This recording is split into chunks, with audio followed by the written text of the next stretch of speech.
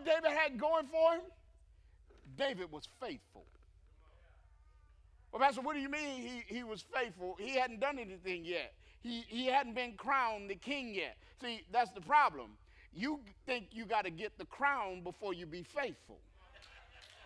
You hadn't come to the place, and that's why you never get promoted to the crown. You hadn't come to the place in your life where you realize that the way you get the crown is by being faithful.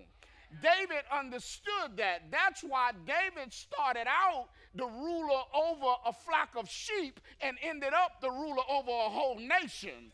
Because while he was watching over the sheep, he stayed faithful to what he had been given to do. And it's the Matthew 25:21 principle, where God says, well done, good and faithful. Does it say gifted? Does it say talented? Does it say capable? He says, well done, good and servant. Now, here's what he says. He says, you have been faithful with a few what? Listen, God don't change. That was in the Old Testament. This is in the New Testament. But in the Old Testament, David was faithful with a few sheep. Lord, have mercy.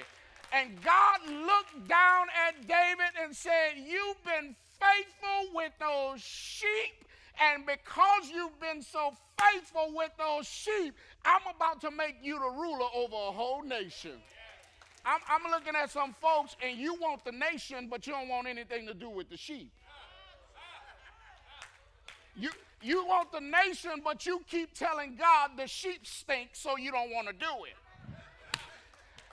You want the nation, but you keep telling God that you don't feel like being out there in the field with no sheep because it's hot out there. And God says, why in the world would I make you a ruler over the hearts of people when you can't handle taking care of a few little sheep? You've got to get faithful.